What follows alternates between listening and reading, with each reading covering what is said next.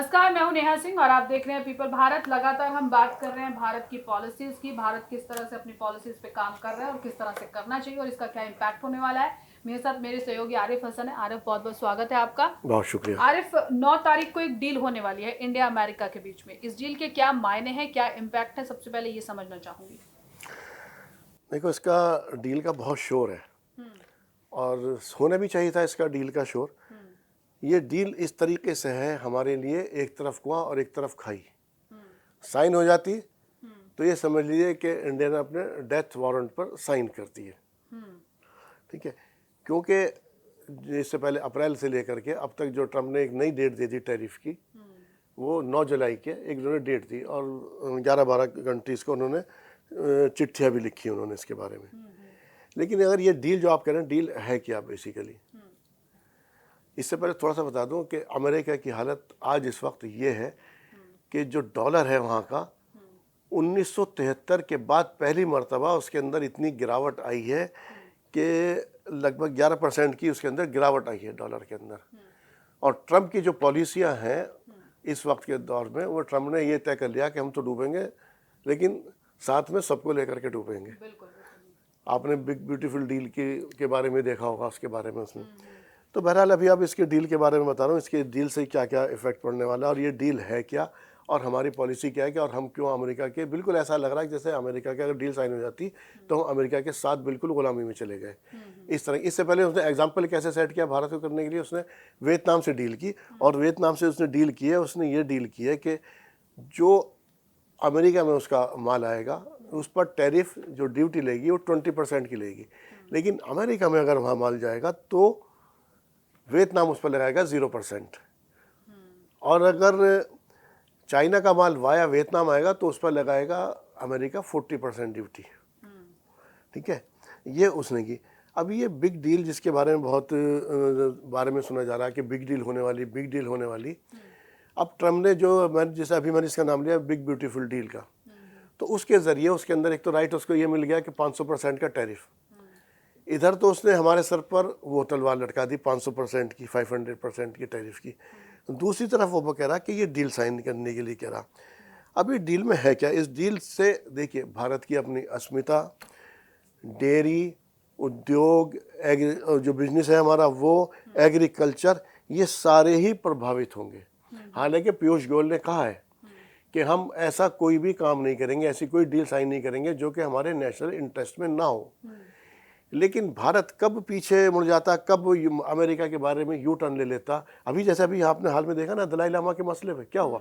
दलाई लामा के मामले में जो हमारे किरण रिजिजू जो हैं मिनिस्टर, उन्होंने अल्पसंख्यक मामलों के मिनिस्टर, उन्होंने बयान दिया कि जो दलाई लामा जो यहाँ पे उनकी बौद्ध की जो संस्था है, जो भी उनका है, उसके अकॉर्डिंग उनका जो सक्सेसर है वो चुना जाएगा। ठीक है, चाइना ने ज़रा सा हड़काया, आप फौरन लेट गए। आपने आप समझिए मिनिस्टर के बयान को क्या कहा जा रहा, और कौन कह रहा? फॉरेन मिनिस्ट्री हमारी कह रही है कि ये उनका अपना ज़ाती बयान है, निजी बयान है। ये हमारा, कभी मिनिस्टर का बयान निजी हुआ करता है? हमारी हालत इस वक्त ऐसी हुई पड़ी है कि इसके बारे में, अच्छा अमेरिका क्या चाहे, अमेरिका क्या है? अमेरिका इस वक्त कुछ एतबार से, जैसे मतलब बिग डील के बारे में, उसकी अपनी पॉलिसी ऐसी है जो कमज़ोर लोग हैं उनको और दबाना, उन पर टैक्स लगाना, और जो वहाँ के पूंजीपति जो व्यवस्था है उसके ऊपर वो कई परसेंट, 500 करीब बिलियन डॉलर का कर्ज उनका माफ़ करने वाला है।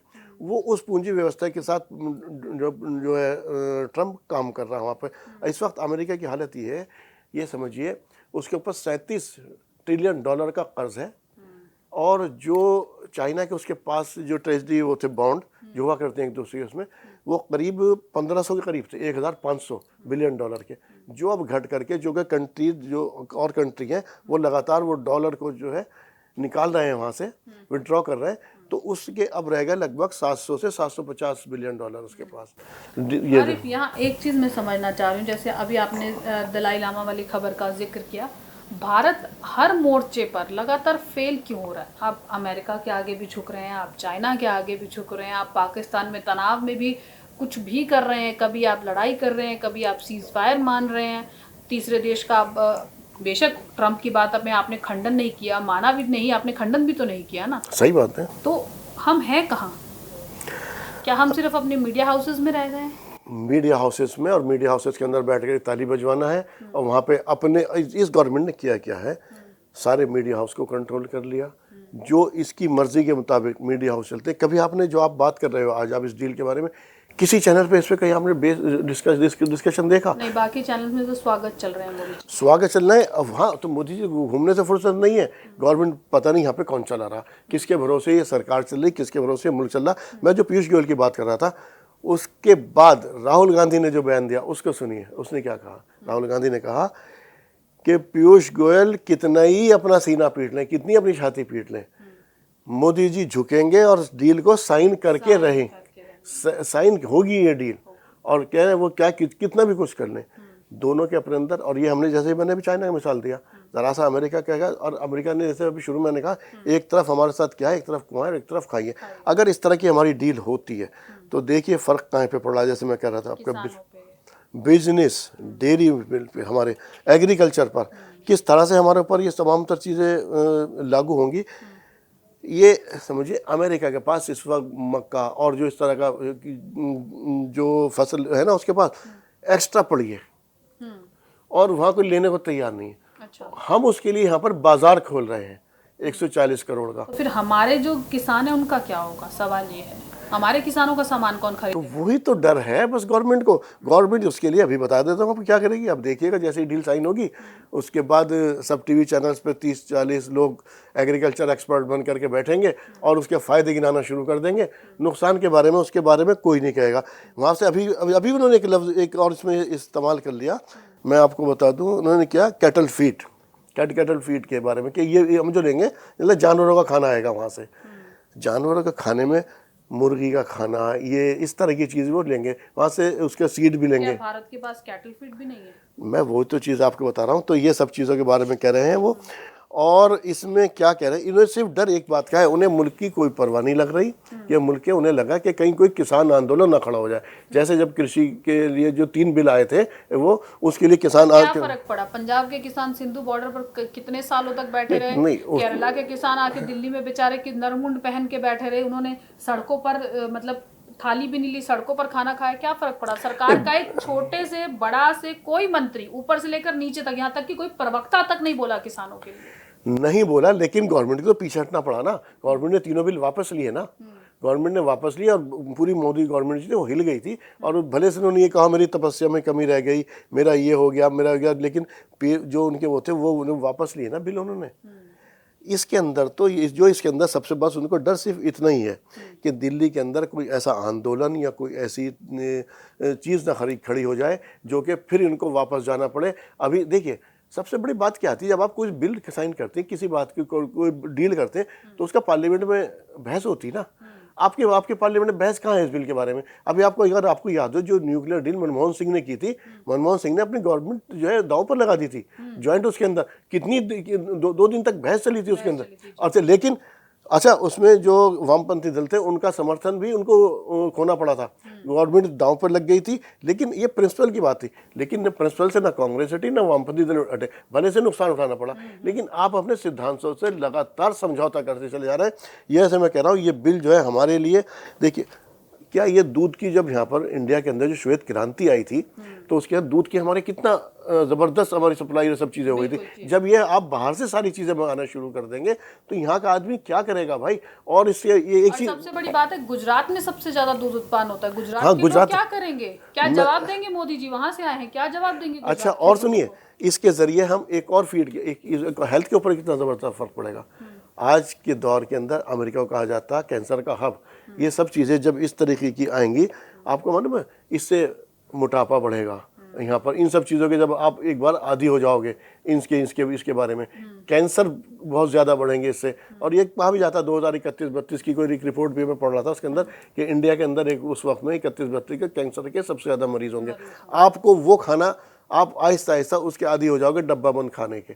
अच्छा, कुछ लोग इसके फेवर में भी अभी भी और खुद अमेरिका ऑर्गेनिक की तरफ जा रहा है अब। अमेरिका की तरफ। अच्छा, कुछ लोग इसके फेवर में भी कहते हैं कि अभी तक जो हमारे पास जो इंडिया जो यहाँ पे पैदा करता है जो खाना या और चीज़ें मिलती वो अभी पूरी तरह से ये भी नहीं होती है, टेस्टेड भी नहीं होती। जैसे हमारे यहाँ बहुत सी आयुर्वेदिक दवाएं हैं, इसकी हैं, इस चीज़ों के बारे में कि वहाँ से कम इस तरह से मिलेगा, चेक हो गए, लेकिन उसके साइड इफेक्ट और बहुत सारी चीज़ें। सबसे बड़ी बात, आपका दूध खत की जो डेयरी उत्पादन वो खत्म हो जाएगा, उद्योग आपका वो खत्म हो जाएगा, आपका कृषि का जैसे मैंने बताया एग्रीकल्चर वो खत्म हो जाएगा। जब बाहर की फसल यहाँ पर आके यहाँ का आदमी खरीदेगा उसके ऊपर डिपेंड होगा, या तो हमारा किसान कहाँ जाएगा, हम कहाँ जाएंगे। तो एक तरीके से ये डील जो है एक डेथ वारंट है, देख लिए। और मुझे ये लगता है क्योंकि किसान पहले ही कितनी आत्महत्याओं की खबरें हम पढ़ रहे हैं, चाहे पंजाब हो, हरियाणा हो, गुजरात हो, हर जगह से खबरें आती हैं। लगातार कर्ज में डूबे हुए हैं किसान, क्योंकि उनका सामान बिकता ही नहीं है। तो कहाँ जाएगा, मैं ये तो बता रहा हूँ। ये सब चीज़ें जब हो जाएंगी तो उसके बाद से फिर जैसे मैंने बताया हेल्थ के ऊपर हमारी फ़र्क पड़ेगा इसके बारे में। चाहे आप उसके बारे में कुछ भी कर लिए, कहीं ना अभी जो देखिए, मुझे ऐसा लगता है डील तो शायद साइन हो गई, क्योंकि टीम जो गई थी वहाँ पे, जो दो तरफा हमारे बातचीत चल रही थी, वो टीम आ गई है ड्राफ्ट लेकर के। अब बातचीत चल रही है, अगर दबाव बढ़ा तो मे भी पॉसिबल ये हो सकता है कि 9 को डिले कर दें उसे, 9 को ना करके थोड़ा सा डिले कर दे, बस इतना हो सकता है। लेकिन ये डील साइन होगी और थोड़ा सा पहले माहौल बनाया जाए, टीवी के जरिए सब जगह करके माहौल बनाया जाएगा। और आप सोच लीजिए कि आप कहाँ खड़े हैं, क्योंकि अच्छा आरिफ, दूसरा पहलू, अगर डील साइन नहीं होती तो क्या हम अपने आप केपेबल नहीं है इस चीज़ के लिए? मैंने अभी जैसे आपको एग्जांपल दिया श्वेत क्रांति का, कि हम अपने आप में केपेबल नहीं है, हमारा किसान केपेबल नहीं है इस चीज़ के लिए। बिल्कुल है। हरित क्रांति आई, श्वेत क्रांति आई, आप अपने जो आपका अपना प्रिंसिपल है उसमें खड़े तो होइए। बिल्कुल बिल्कुल। लेकिन अब ये तो जैसे मैंने बीच में कहा, ये इस कंट्री को चला कौन रहा है? नीरव मोदी को जाने दे सकते हैं, तो किसानों के कर्जे माफ करके उनको थोड़ा सपोर्ट क्यों नहीं कर सकते? बिल्कुल होना चाहिए इसके बारे में, लेकिन गवर्नमेंट तो मुझे कहीं नजर आ नहीं रही इस वक्त में। क्योंकि सबसे बड़ी पार्लियामेंट के अंदर भी बात ये देखिए, हालांकि बिल पार्लियामेंट में पास हो जाएगा क्योंकि इनकी नंबर स्ट्रांग है। हाँ, इनके पास नंबर है, नंबर वहाँ पास हो, आप चिल्लाते रहिए, कुछ भी नहीं करिए।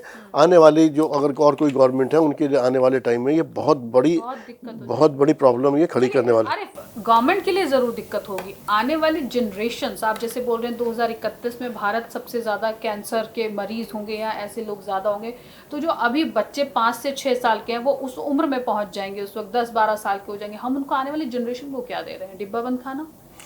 तो देखिए, मैं कहता हूँ, हालांकि मैं बहुत सख्त जो शब्द वो भी यूज़ कर लेता हूँ, इस गवर्नमेंट को इसकी फिक्र नहीं है, उसको सिर्फ इलेक्शन जीतना है। गवर्नमेंट को हमेशा सत्ता में बना रहना, सिर्फ इसकी फिक्र है कैसे मैं सत्ता में बना रहा हूँ, कैसे मैं रूलर बना रहा हूँ, और बाकी का।